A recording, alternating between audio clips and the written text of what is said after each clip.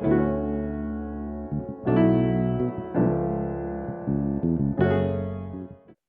going on, guys? I'm Nathaniel, Michael.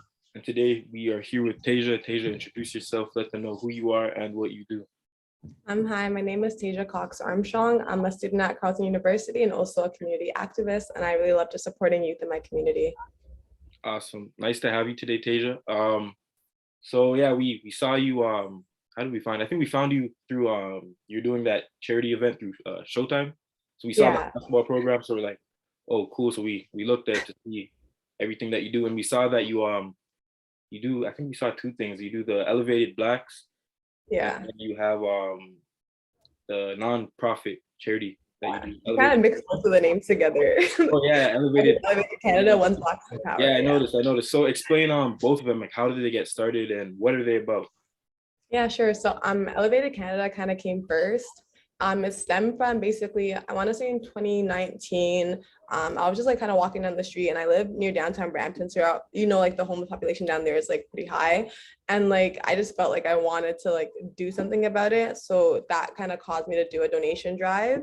And then from that donation drive, I was like, I want to do more, like, yeah, like helping them out through giving them sanitary items. Like it does help for like a short period of time, but I want to do something more long term. So I developed Elevated Canada. And like the goal for that is to really just help them rehabilitate back into society, help them find jobs, help them seek counselors, seek jobs, and help with resume building. That is on pause just because like I have school and everything. So like right now we're just sticking with donation drives, but the goal for that is eventually to be able to really like put them back into society and get them back on their feet. And then with Blacks in Power, that kind of came randomly after our rally. So myself and my partner, CJ Myers, we led a rally back in 2020, and I called to issues in the Peel District School Board, and we want to change basically. And then from that, we're just like, we don't want to just stop because like I know with like during that time, a lot of people were just kind of like with the hype of Black Lives Matter, like everyone's kind of doing things in the moment, but they weren't like continuing it. So we're like, what can we do to continue that fight? And we created Blacks in Power. And with Blacks in Power, it's like we're doing different things to kind of engage Black youth in the community to help them get out of trouble, help them keep focused, help them find like their path in life. So with Blacks in Power, that's kind of like what the main goal is, to really support Black youth in the community. Wow, that's really amazing. How do you manage all of those things at the same time? It's really hard. For me, like I'm not like a schedule person. Like I'm really big on using like alarms on my phone because like if I have a schedule, like I probably won't look at it. So like say for example with this meeting, like I'll be like, okay, like I have a meeting at 6 o'clock. I'll put it in my phone to like give me an alarm at like 5:30. If I know I have a meeting with Elevated Canada at like 4 o'clock, I'll put an alarm on my phone because like alarms really help me kind of stay on top of all of my tasks. Because again, I'm a student, I have two nonprofits, and I work a full-time job. So it's like a lot to balance. Like my alarms kind of keep me like a reminder, a constant like, hi, hello, like you got something to do right now. And it kind of keeps me going. For sure, for sure, for sure. Carlton, what are you taking, and what year are you in? I'm doing a double major in law and English and then a minor in women and gender studies. I'm in my fourth year, but in first year I took criminology because I thought I wanted to be a lawyer. So kind of all those courses got thrown to the garbage when I switched programs. So now I have to take another year next year, but then yeah, I'll be done after next year. Yeah, I'm in criminology as well right now, and I wish I did the same thing, to be honest. So yeah. It was the psychology for me. The minute they started talking about the brain and science, I was like, How do you find school as like an entirety? Do you like it? Do you hate it? What do you think? For me, like it depends on my courses. Like a lot of my classes right now are like human rights based, Mm, equity, like stuff I can talk about like within like what's happening in society right now. Like a lot of my projects are like write an essay about something, you know what I mean? Like it's connecting to mhm. like what I'm doing. I feel like in first year when I was in criminology, I hated school because like I was doing like psychology and sociology and criminology and it's like stuff I wasn't interested in. So like I wasn't paying attention. I was not focused at all. But now I enjoy it. Despite it being online, I feel like it's ridiculous that I'm paying the same amount of money and I'm sitting on my laptop teaching Sure. myself. Other than that, like I love school. Yeah, Okay. for sure, for sure. I hear you. We did like a topic on this on our YouTube, like a little while back on the school system, like if it was designed to build or fail us. So I want to know your opinion. Like, what do you think of the schooling system? You being in it, do you think it's designed to build or fail us? Obviously just is designed to fail us 100%. As Black youth, like we see through just like even with like the streaming with like the applied programs being pushed to play sports, being pushed like down the applied route rather than like academic routes. Like I can go on about this for days because like that was what our rally was about. And like what we did with our rally was we started at the police station and we ended at the Peel District School Board because like we're trying to show that like you guys are kind of pushing Black youth down this like wrong path rather than pushing them down the right path. So I feel like with that, it just comes down to people who are in the positions of power who actually like can make the difference. Because we can sit here and talk about it all day. We sat there and rallied about it, but until we actually like asked for different changes like in the higher ends, that's when we saw new things happening. So for example, we got the director replaced. We got a supervisor to be put in place to watch over the board.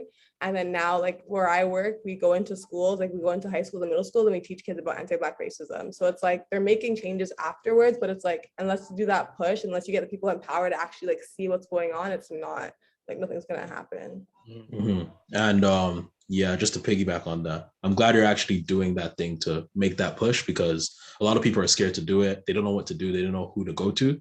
So I'm happy that you found somewhere you can do that. I wanted to ask about your Satori moment. If you don't know what a Satori moment is, it's a moment that happens that reveals something within you didn't know was there before. Have you had any Satori moments? I feel like mine was definitely during the rally. So like obviously in the beginning of the rally, it was super small. Like we had like a couple people who wanted to come out and support. And then eventually started getting like really, really big, where to the point where like the mayor and like different trustees wanted to come in and kind of take over. Like they wanted to host the rally and they wanted to be the speakers and like they wanted to take away our voice. And at first I kind of left them. I was like, you know what, like they're the adults, like they know better, whatever. And then like it was taking a toll on my mental health as well. I'm just like, I'm kind of like doing all this work and like these adults are coming in and kind of taking over and doing it the way they want to do it. And I talked to my mom about it and like I cried to my mom about it. I was like, Mom, like I don't want to do this anymore, like this is ridiculous. And she kind of like encouraged me, like, Tasia, like there's a difference between like respect and like being firm with what you believe in and what you and how you feel. So from that, I ended up speaking up. I was like, you know, like at the end of the day, like this is for the youth. I feel like, you know, we've been planning it. Like I really want my voice heard. And it actually went like really, really, really well. I didn't think it was gonna go that well. Like, you know, we ended up going back to the original plan. Like I went back to leading the rally as well with CJ and it went well. And I felt like it was a moment where like, I didn't know I had that voice in me. Like I was a very like shy, like people could walk all over me type of girl, but like I had a lot of passion. So like the fact that I was able to kind of pull out my voice with that passion was like amazing. And now here I am like speaking with different people, speaking in schools with kids. And like, I never thought I'd be doing all of that. That is awesome. That right there is like the perfect example of a Satori moment. Like, because like what we try doing with our brand, like, right, we try and reveal everybody's Satori moment because everybody has one, but not everybody knows like what it could do for them, right? So just by you telling your story, like realizing what it is, like it just unlocks a whole different path. But anyways, 2 questions we ask our like guests. First question being, if you had to choose one spice to describe yourself, what would it be and why? Spice? Oh God. I don't know. Let me think. This question kind of brings out people's skills, so we know if you cook or not. I mean, I can make chicken wings, so okay. This might not even make sense, but here we go. I'll say I'm like a paprika, you know, like a little bit like spicy, but like I have good taste. So I think that was my answer. I think that was my answer. I think that's yeah, it was. Good answer. And then the second question is, give us 3 music artists you listen to that you feel everyone should listen to. Okay, first of all, Rod Wave. I love Rod Wave. Every single song from him, top tier.